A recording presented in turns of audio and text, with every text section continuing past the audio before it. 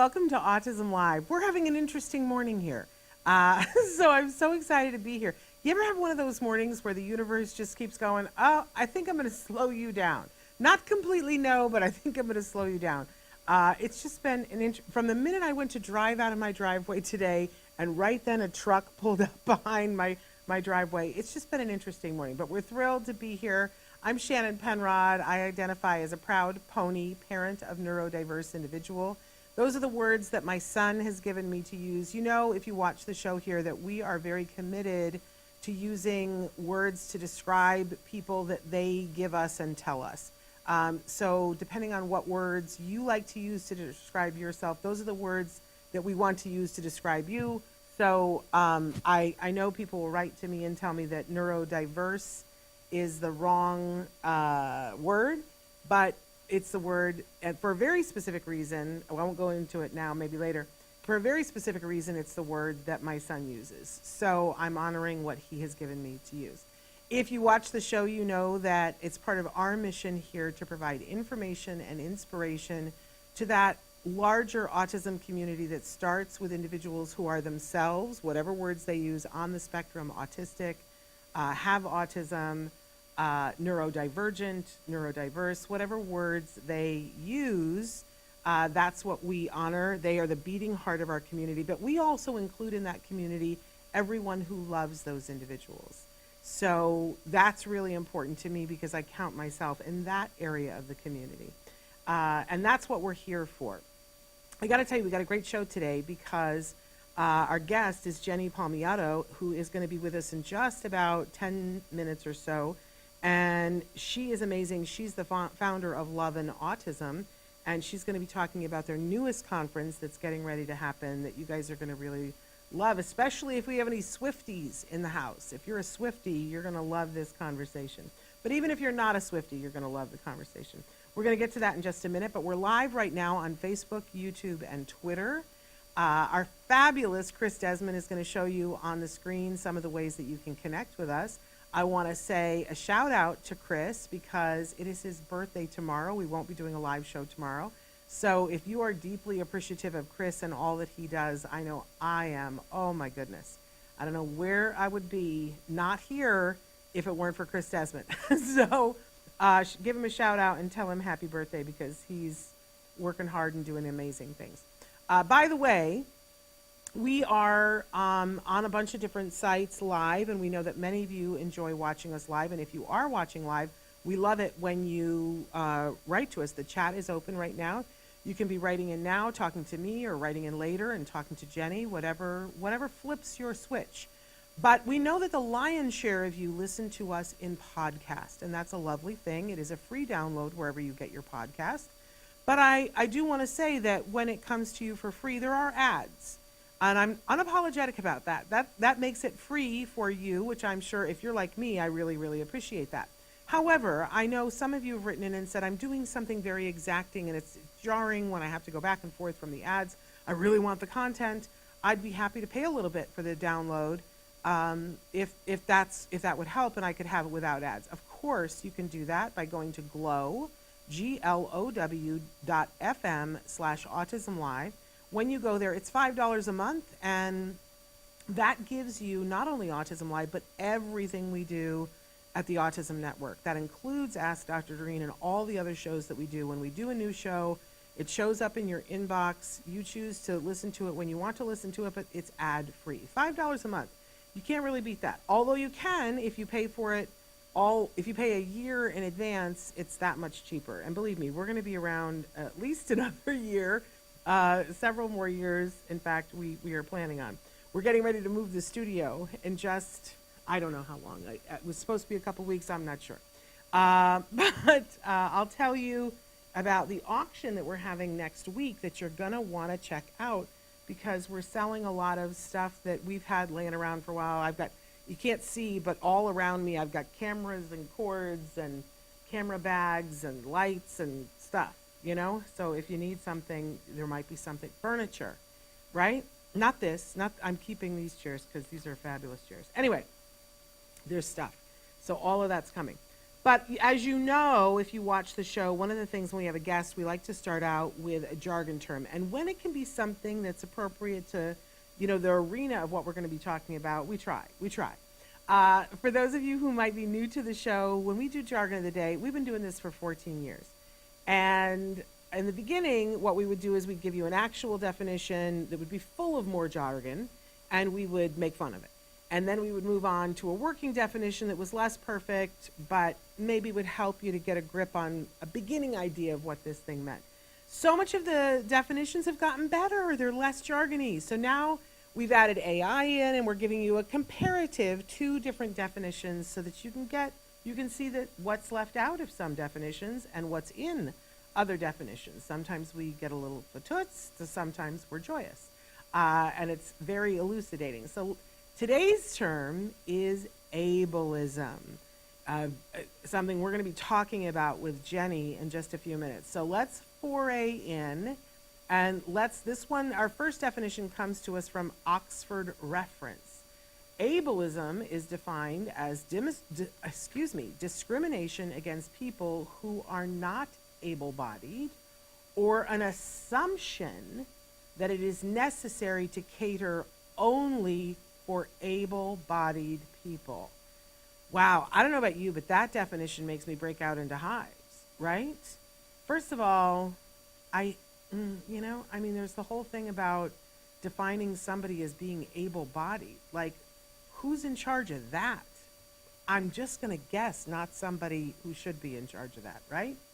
But this idea that this assumption that everything should just be set up for people who aren't maybe facing any kind of a physical or any other kind of challenge, yeah, that's ableism. Okay, let's move on to our second definition and see if our blood pressure goes up or down. Ableism, policies, behaviors, rules, etc. that result in unfair or harmful treatment of disabled people and in continued unfair advantage to people who are not disabled. Harmful or unfair things that people say, do, or think based on the belief that disabled people are not as good as people who are not disabled, or that they do not deserve special arrangements that help them to live their lives and be included in society. Well, I don't know. I think my blood pressure just went up. That came to us from dictionary.cambridge.org. Here's my thing about these two definitions, is that it's very easy to look at these and go, well, that's not me. I would never do that, right? Because I don't think that there's anybody watching this show who thinks that they are better than anyone. I don't.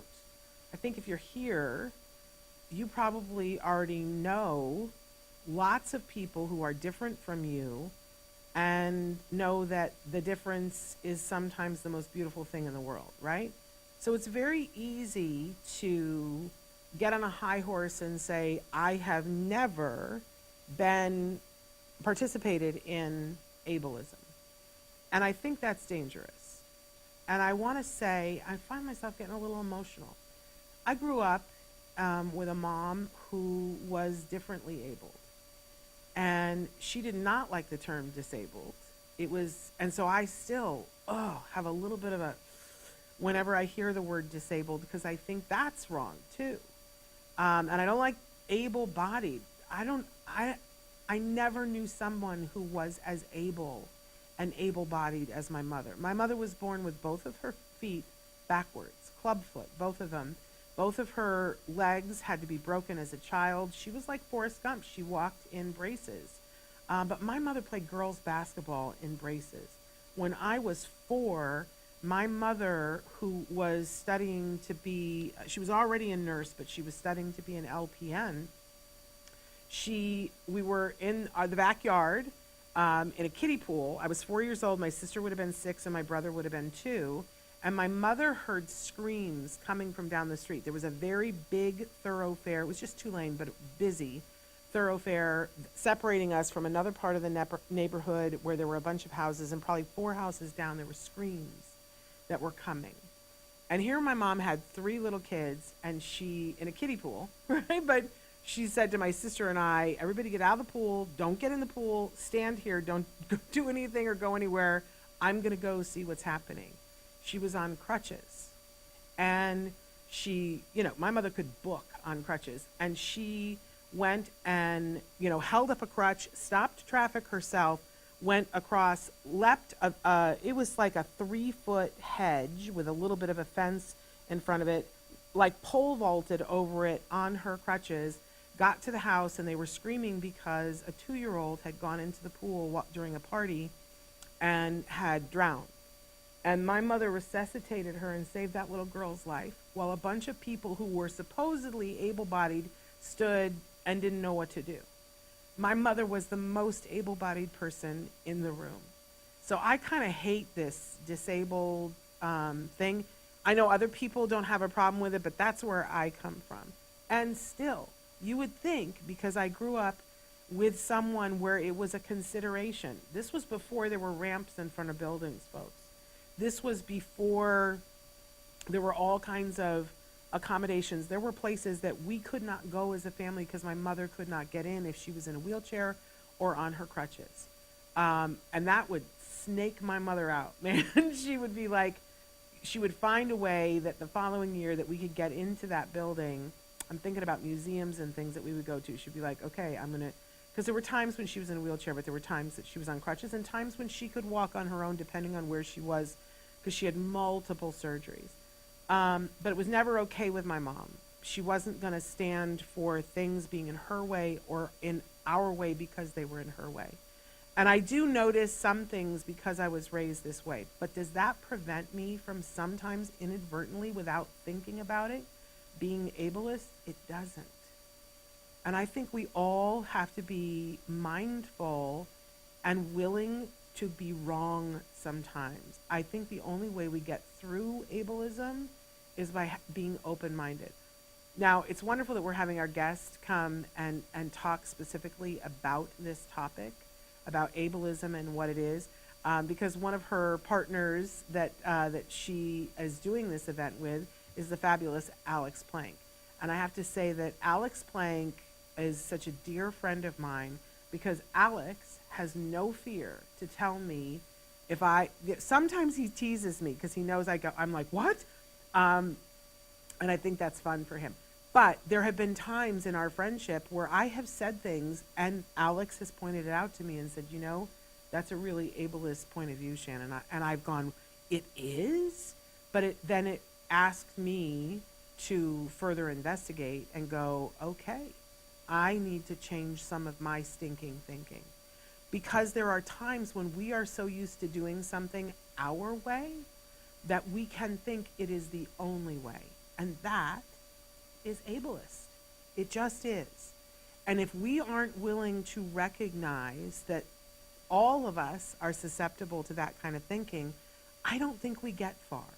So I just want to put it out there and say, don't be afraid to be accused of being ableist.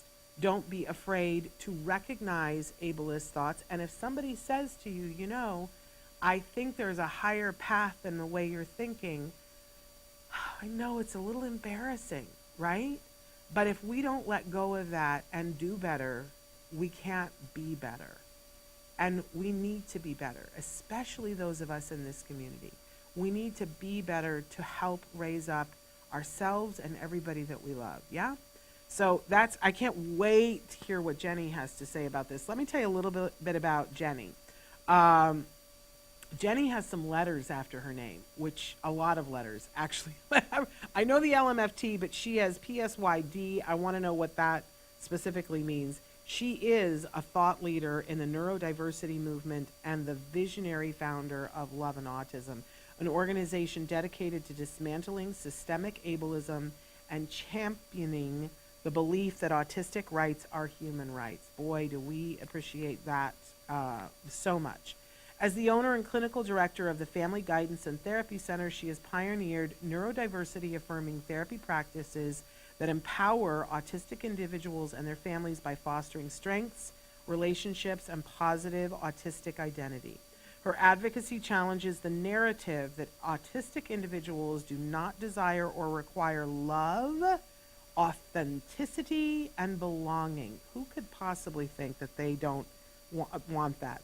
Instead, promoting an autistic affirming society where autistic traits are valued. Jenny has organized transformative events, including Love and Autism's An Evening with Ezra, storytelling and screening, the West Coast movie premiere of the award-winning film Ezra, which serves as the blueprint for neurodiversity event design.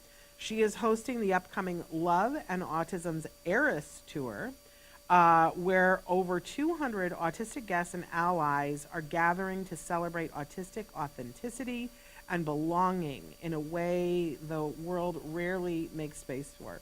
Through her work, she creates spaces where autistic voices are valued, shifting perspective and inviting people into a world where belonging is a given, not an exception.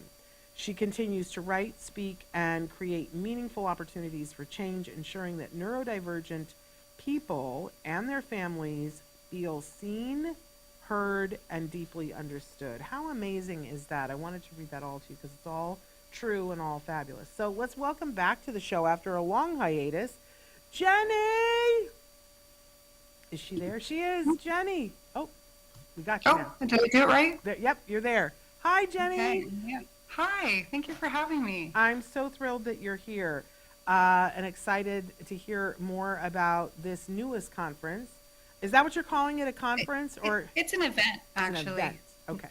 There will be learning. There'll be emotional learning, but we're doing a movie screening of the Eras Tour. Wonderful, wonderful. So maybe we need to talk about that first. You are a self-identified Swiftie.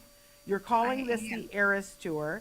I guess we need to give the disclaimer that this in no way is Taylor Swift is not endorsing it or involved. You know, I know you have a disclaimer on the website about this, but Jenny, like we know that Taylor loves to reach out to her, you know, the people who love her.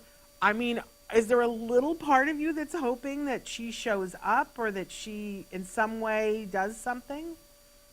I mean, that would be like a dream come true, but not the intention of the event per se. You know, the intention of the event is to create this unwavering, joyful experience for autistic people and their families, and through the lens of Taylor Swift's Eras Tour, because as a Swiftie, I really know what she has done through leadership is that she's created this this space that is so welcoming that you can arrive upon any Eras Tour in any country and feel welcomed, feel included, feel like you belong, and have this collective energy of feeling okay. And everybody there is really being their authentic self. And so when I was coming off my one of my Eras tours, I was like, you know what? This is what the autistic community needs, this sense of belonging. Like, we need this collective joy and this ability to show up and just know that you belong. And I feel like that part of being unwelcome or having some sort of barrier to being included is something that a lot of autistic people and their families face in almost every setting, educationally, medically, socially, you know, in all spaces. Well, I love that something that she did created a feeling that inspired you to then spread more of that. That's a beautiful thing. And we're just giving a shout out to Taylor if she happens to see this, that you wouldn't mind her coming, but it's not. We wouldn't mind. We would not mind. But she is not coming. We're not misrepresenting, but you know, should she come? I love, you say here, it's unfiltered joy. Mm-hmm. That's a wonderful thing. I absolutely love that. Can you talk a little bit about your daughter had a middle school project? I want you to tell us a little bit about it. Yeah, my daughter is in 8th grade, and they have a requirement for graduation where they are do service in any way. It's pretty broad, and we were watching the conversation around it, and it was almost like people were like, oh, just get it done, or oh, you could do this and it will be really easy. And my daughter was like, I don't really want to do easy. I want to do meaning. We happened to be getting prepared to go to another Eras tour, and I said we should do an Eras tour. And the idea just like it lit up between us, and then we grabbed one of her Swiftie friends, Tabin, and we decided we're going to create this beautiful event. And we were right, because when we released the first email blast, we had 100 people enroll in a day, or register in a day, and Wow. we hit capacity.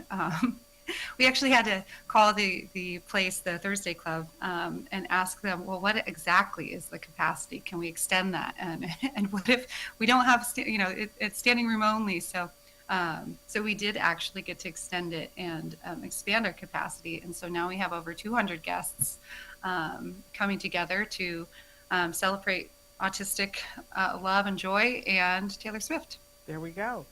For those of us who are less, and I said to you before, I said I'm a little bit illiterate when it comes to Taylor Swift. I understand who she is. I appreciate her and have love for her, but I'm not very literate. I have not seen the Eras tour except maybe a snippet here and there on Reels on Facebook, so I don't necessarily understand all of that.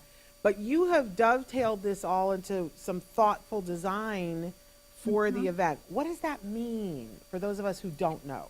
Yeah, well, the thoughtful accommodations or accessibility is actually related to, creating space where neurodivergent people feel welcomed, accepted, included from the start to the finish. So it even goes into how we're setting up, explaining the event or sharing about the event, what it is emotionally about.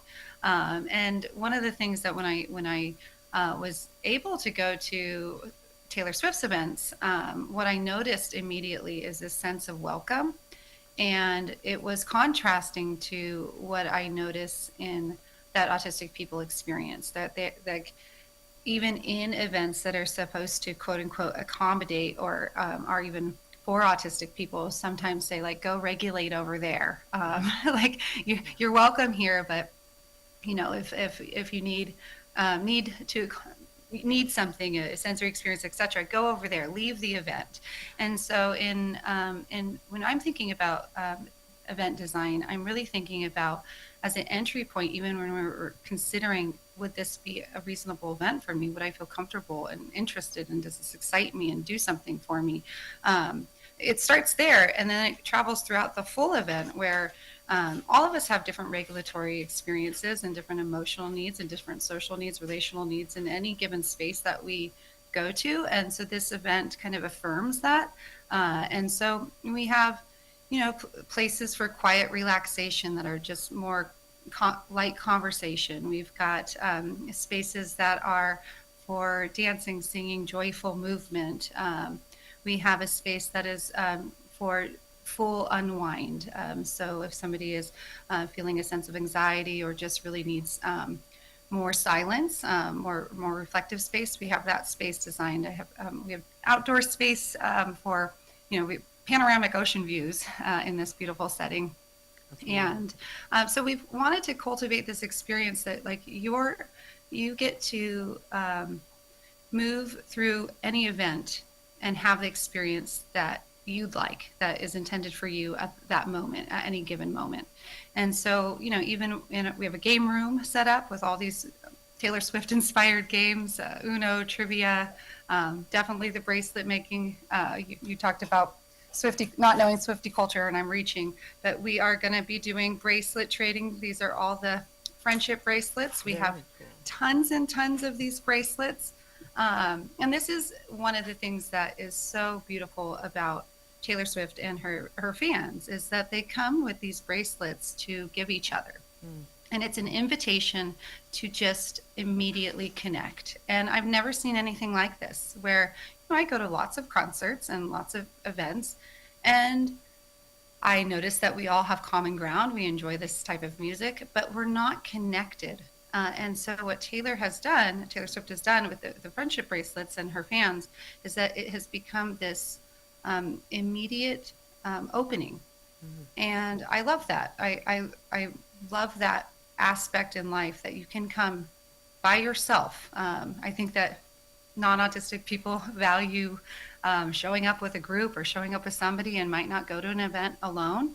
What I've noticed about our registration is what I really wanted to capture is that you absolutely can come to this event by yourself and have this experience. So we have a number of registrants that are coming alone, with their parents, with friends, with any amount of people. But the invitation is that you get to show up as yourself, and you are immediately welcomed into this space. And the friendship bracelets allows for this immediate connection with other people that you don't know, and you simply don't know, and that the intention is not to develop a lifelong friendship, but really just to have these authentic connections. It's amazing. The organization is called Love and Autism, and when you first started, correct me if I'm wrong, your first big thing was the all autistic wedding. Well, we had done a few conferences before that, Okay. but that was our first event where we said, let's have an experience. Yeah.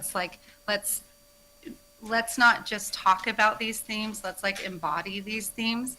And I'm a therapist, so that's called.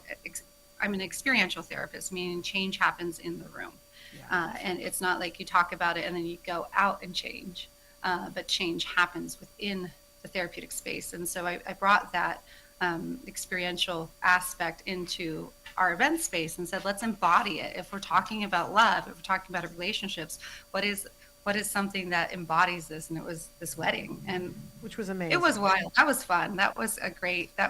I don't think I knew the word autistic joy at that time. And boy, did we create it though. And it's got to be, 10 years later, and everybody's still talking about it. It really was a watershed moment.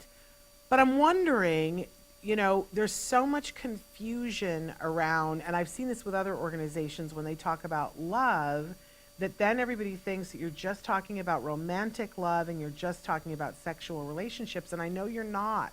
Do you ever get frustrated having to explain to people that it's love with a capital L that includes all of it? Well, to be honest, I feel like when I positioned love and autism together, it was provocative. Okay. And that's sad, right? Like, it shouldn't be provocative. Those two words paired together should not be provocative. And the ampersand has a very real meaning to me. And I knew it was very powerful when I chose it, because there's a lot of ands. It's not disability alone. Like when we think about autism, there's a cultural aspect of being autistic. And so we have this there's all types of different versions of love, relationships, belonging. We can love an event. We can love, I have great love for Taylor Swift and her music. And so that is a form of love. We have our own self-love that is, if you were talking about ableism, and I think that that's a really important concept when you think about love and the ability to show up for oneself. If the world is telling you you're lesser than, or that you're broken in some ways, or that if you just changed these parts and did it a little less autistically, we'd welcome you a little bit more. It is really hard to have a firm self-love. And so this aspect of kind of dismantling ableism through experiences where autistic people get to be autistic, and I don't say that lightly, where autistic traits are welcomed, autistic traits are expected, autistic traits are going to be the norm in this event. And one of the things that I've done within this event is, over this year, I've done a lot of thinking in terms of, you were talking about considering our ableist aspects of ourselves, right? Yeah. And we all have them. We all consistently have to contend with our internalized ableism and work towards making those adjustments. And one of the things that I was considering is, what autistic traits do I see and not see in myself? And one of them was robust passions, where I was like, I want to be out loud with my love for Taylor Swift, where autistic people oftentimes, we call it quote unquote special interests if we're in a medical model, but they will have a robust passion, and they'll show up for that passion, and they'll cultivate it in their lives, and they'll talk about it, and perhaps info dump on it. And I was like, I'm gonna learn that trait. I'm going to own that trait, and I'm going to see it inside myself and experience that joy. So that's even another message related to, accepting, not only not accepting autistic traits, um, but making sure that autistic traits are considered as part of the deep human experience that we're all, wanting to create in our lives. Well, I'm dying to know. So you listen to our definitions about ableism and our talk about it. I'm dying to know from you, like, Hmm. what did you think, and how do Yeah. you express this, and how is this being expressed through the events? Hmm. Well, I think that when we're thinking about ableism, I mean, if I got on, I love for Taylor Swift to be at my event. That would be a dream of 2025. But if I had another dream, a real dream for 2025, it would be that ableism is a word that all of us know. Similar to the way that we know racism. Maybe we can't write a Oxford definition, or we can't, scribe 3 sentences on it, but we really, really do know the word. Hmm. And most of us, and I imagine that many of your viewers, are in a position where they are aware of racism in daily life, and they want to contend with that. They don't want to be a racist, right? Most of us, I would assume. I'm going to make that big jump. And that's the same thing with ableism, is that this word uh, is sometimes outside of people's knowledge, even within our community, right? Like, this isn't a word that people, it's well known. And I love it to be the word of 2025 is ableism. And how do we contend with that? And really, it's about examining our own thought processes, our belief systems, our life stories, like you were sharing earlier.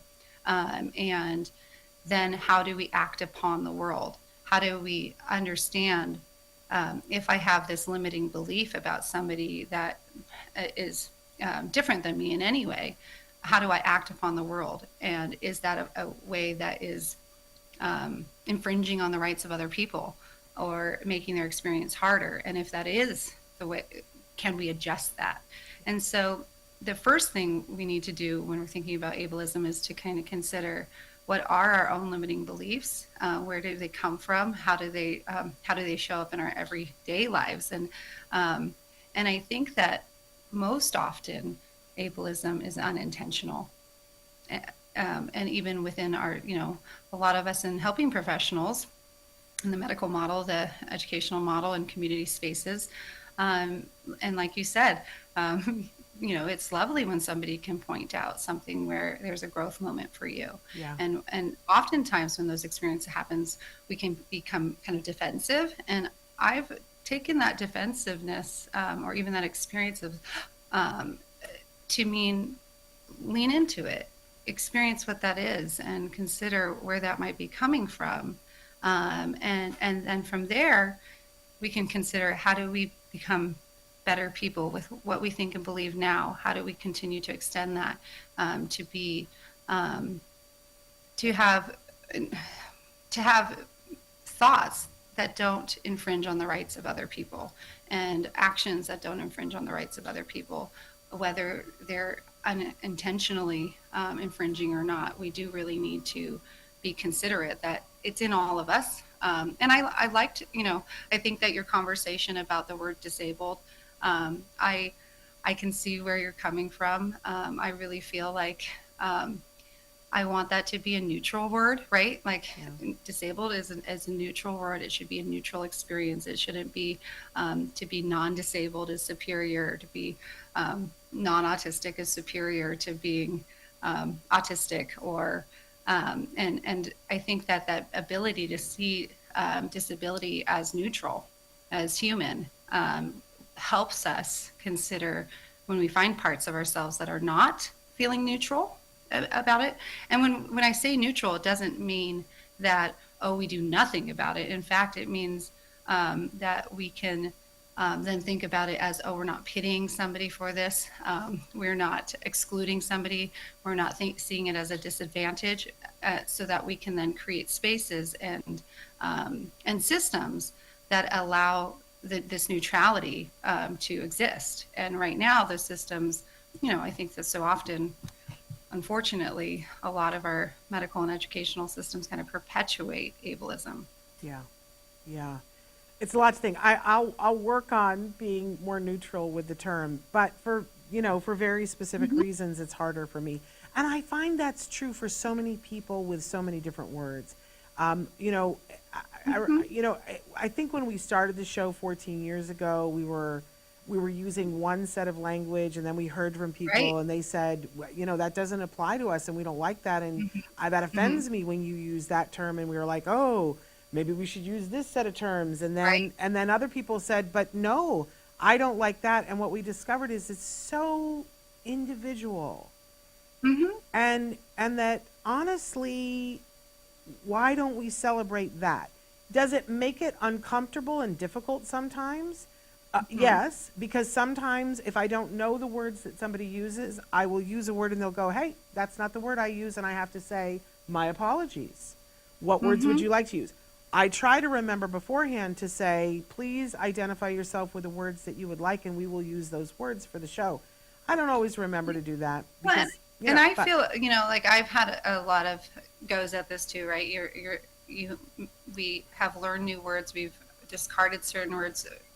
Words come into favor, and I think that flexibility of word use for the service of somebody's identity is really important. yeah, So if somebody is sharing that they'd like a specific word to be used, be anti-ableist and go ahead and use that word, even if it's not the word that you had thought was the exactly. most reasonable word to have at or to say at the time. And words change, right? Yes. Um, I think about the words in reference to people that are not autistic, and I have chosen for myself and to kind of categorize people that are not autistic as being non-autistic, rather than neurotypical was the word Right. for a bit of time, and that started to grind on me and bother me because I was just like, I get what it's saying and meaning. I do.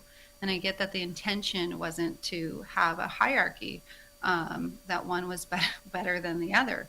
But it to me inferred that. And so I've just really chosen for myself, say Yeah. non-autistic as a descriptor when talking in these spaces. And that fits for me. I'm not autistic. I won't be autistic. And I don't believe that everybody is a little autistic. I think that autistic traits are in are human traits. So there's variability in human traits everywhere.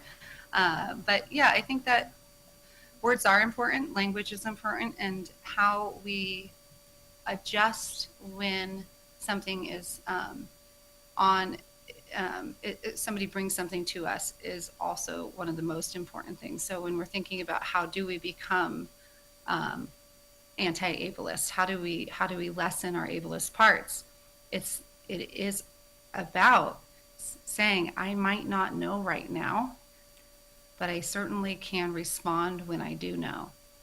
And while I'm figuring it out, I care. I think that's the other part of it, right? Mm-hmm.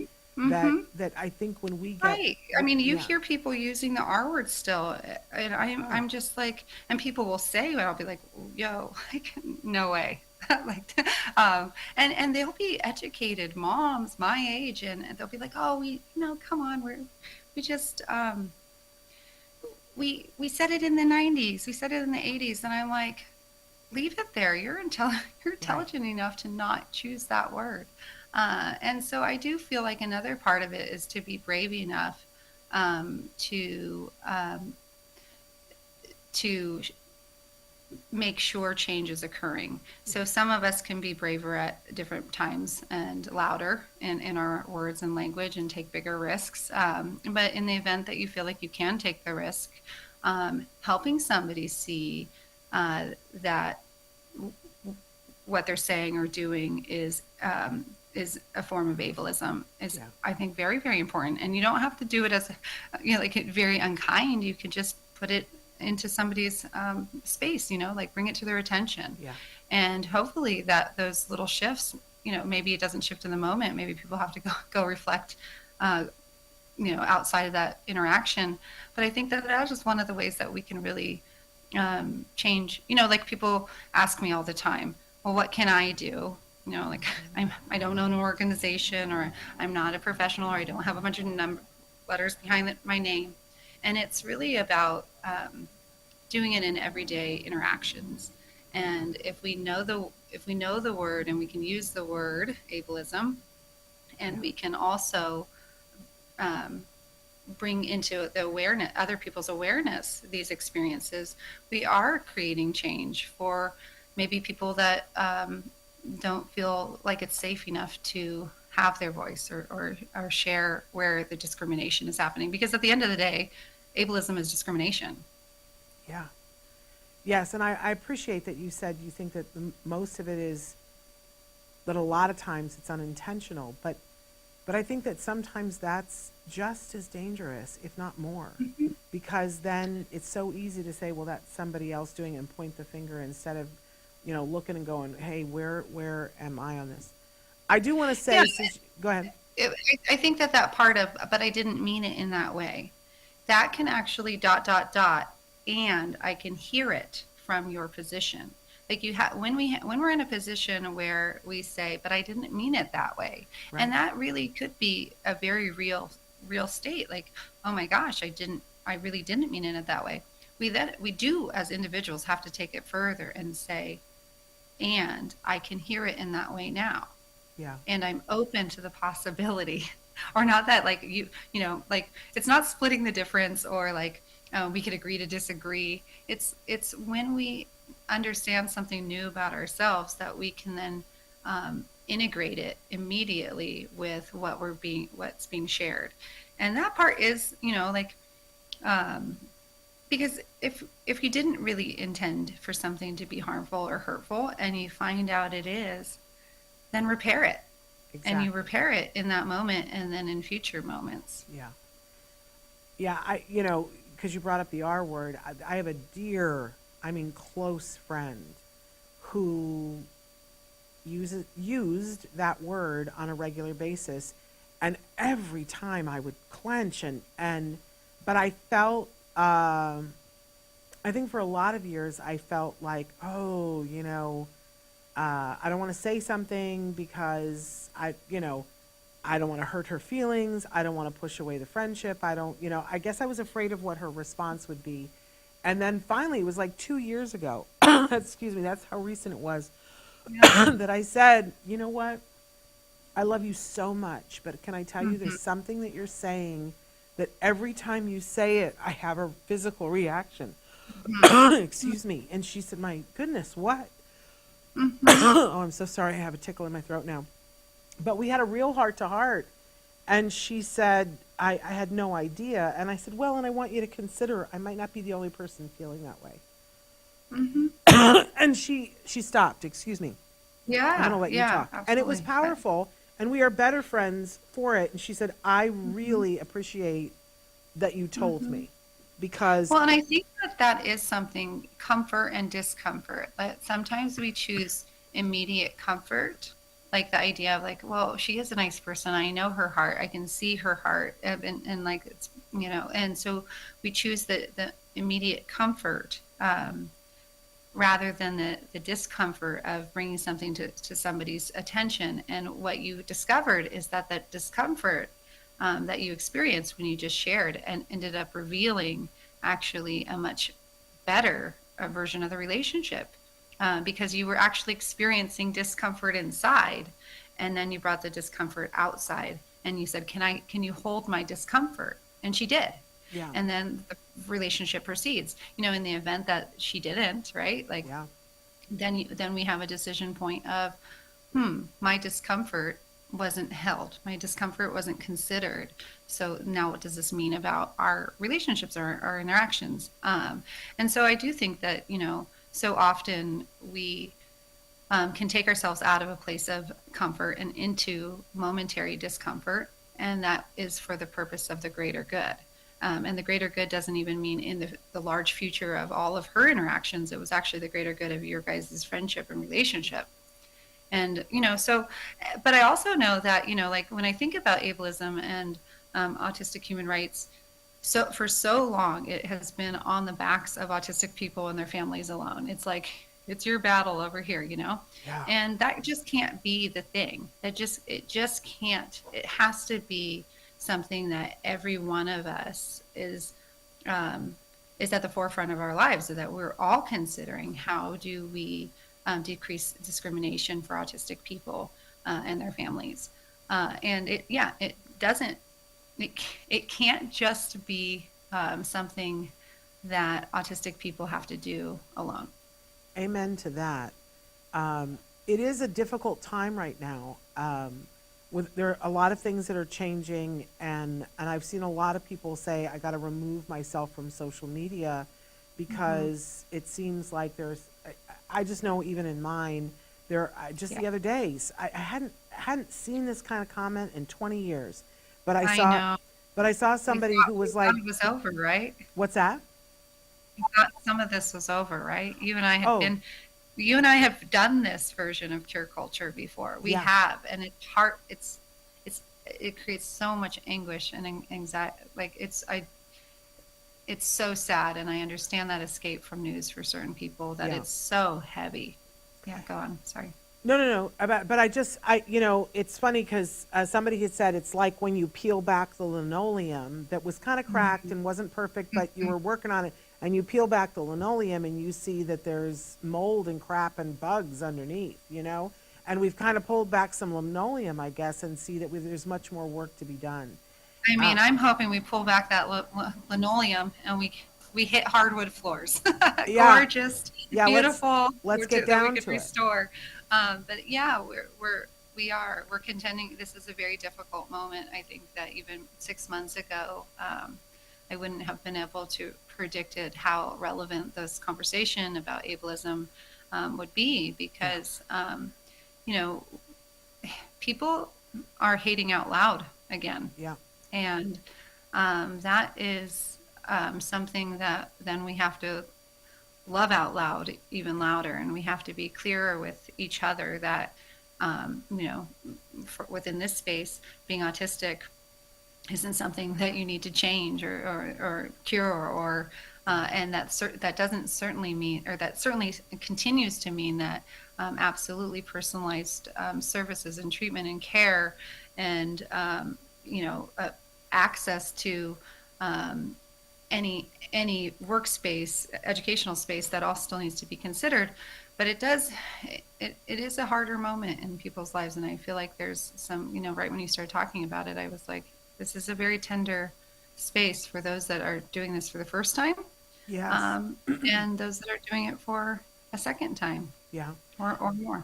I can remember when my son was starting school, and I was in some sort of a group on Facebook where they were talking about special education things, and there was just a person who wrote in and said, I don't understand why I have to pay my tax dollars for these kids to be able to go to school. And I remember crying about it as a parent and thinking, God, there are some people out there who are that cold-hearted that want to go back to the 1970s. And I saw a comment very similar to that the other day. I'm through it myself, through the education process as a parent. But it's funny, my husband and I talk about this all the time. That doesn't mean you stop caring about it, right? And I guess I comfort myself, Jenny, with the fact that, whether they're looking for it or not, this is going to touch everybody's life at some point, if it's not already and they don't know it. And that perhaps, I don't know, I think when you're there and experiencing it, if you weren't listening before, I think it forces you to.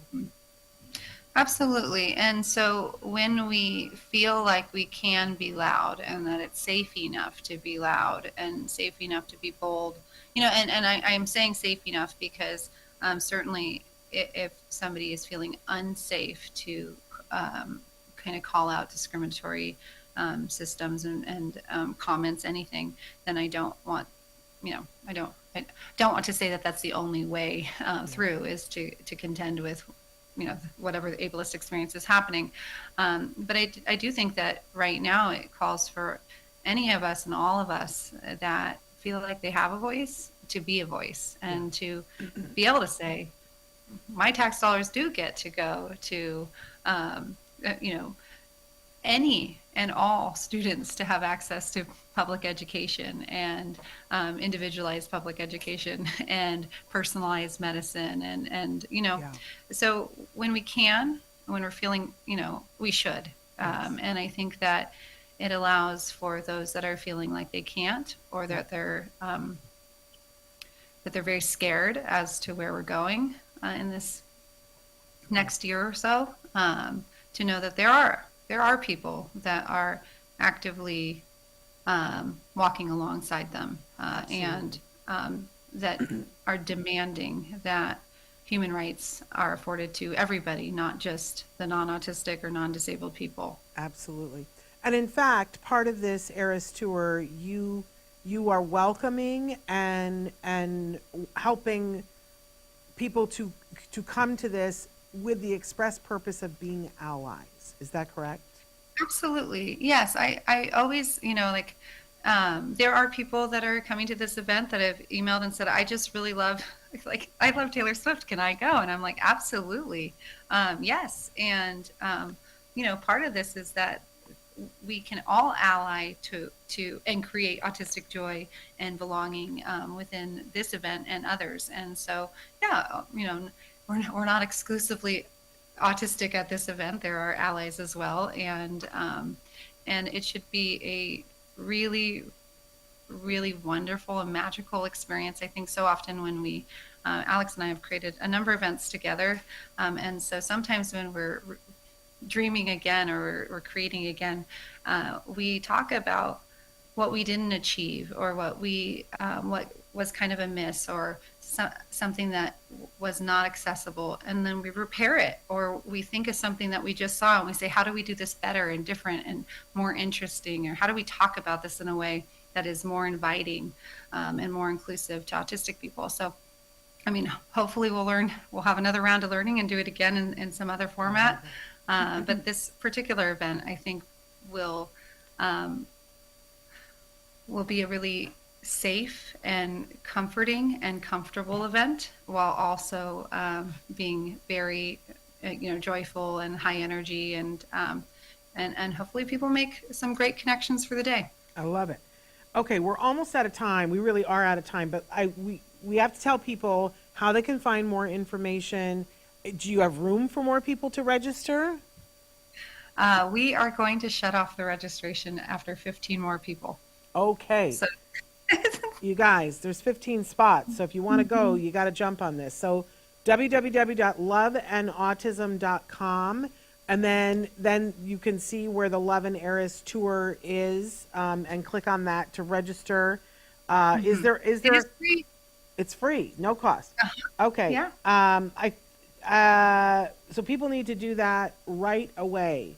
15 spots, you guys. So who are going to be the lucky 15? I think we have a picture of you and Alex. I don't know if Chris has that accessible. I love Alex. I just feel like Alex is a family member, and I owe him a phone call. There he is. We met at a Love and Autism event and just developed a great friendship, and and that's my daughter and I at an Eras Tour event. But yeah, it's really fun to create events and do it better than our last event, and continuously say where else can we find joy? Where else can we create connection? And then just do it. And yeah, it's going to be a great time. Jenny, you're doing an You don't even amazing have to job. love Taylor Swift. You'll walk away loving Taylor Swift. Ah, there you go. You're doing an amazing job, and I just so appreciate. When is it? We didn't talk about when. When is it? March 2nd, so March Sunday. 2nd. Okay, Yeah. This Sunday. Oh my gosh. Okay, Mhm. so if you want to That go, you got to get that all going. And where is it happening? It's at the Thursday Club, which is in Point Loma, San Diego, and it is one of the most spectacular venue spaces that I've done before or ever. And I also think this is a beautiful meta message, that autistic people deserve beautiful spaces too. Yes. And so often when we are like raising money for autistic people, that's when you see the beauty. And I'm like, no, for the autistic people, with let's do this and let's create this beautiful atmosphere. And so it's going to be a gorgeous event. Amen to that. Well, we hope you have a great event. We're so thrilled that you took the time to be with us. Please, you guys, if there's only 15 seats left. If you want to go, you got to go now. Loveandautism.com. Thank you for being with us, Jenny. Oh, you're welcome. This is lovely. Well, we so appreciate you. Thank you, and have a wonderful weekend and have a wonderful event. Thank you so much. All right. We'll talk soon. Okay. Bye-bye. Take care. Bye-bye. All right. We're really out of time, you guys, but I just want to really quickly say that in the next couple of days, we'll be posting about it. We're going to go live with our auction. We're having like a garage sale, but it's an auction. I'm just looking around because we have so many things out in the studio that we're taking pictures of and cataloging it for the auction. I hope it'll go live tomorrow or Friday at the latest. You guys can bid on things. You do have to be in Los Angeles on March 8th to pick them up. I think that's the date that it's a pickup. We'll check that. But I hope that you'll check that out. We're back next Monday, and we're really gearing up. I know it's just going to be March, but we're really massively gearing up for April. We have some amazing things going on in April. We'll have the full schedule for the full month out to you in a couple of weeks, but you guys, buckle up. There's some big stuff that we're going to be talking about that I think that you guys will really appreciate. Lots and lots of stuff happening throughout March as we gear up towards that. We are moving at some point in April, which makes it really difficult, but we are pre-taping things, which is why I can tell you it's amazeballs. So keep an eye on that, and we will be back next week. We've got Monday, Tuesday, and Wednesday, and we do have Dr. Doreen, I am told, next week. So make sure that you tune in for that. Until then, give your kiddos a hug from me and one for you too. Bye-bye for now.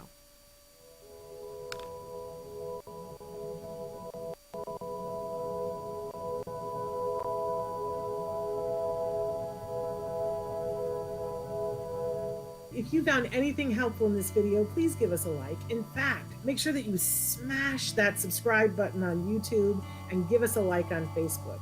You can also follow us on Twitter and on Instagram for important updates. And please download our free podcast wherever you get your podcasts. Thank you so much. See you next time.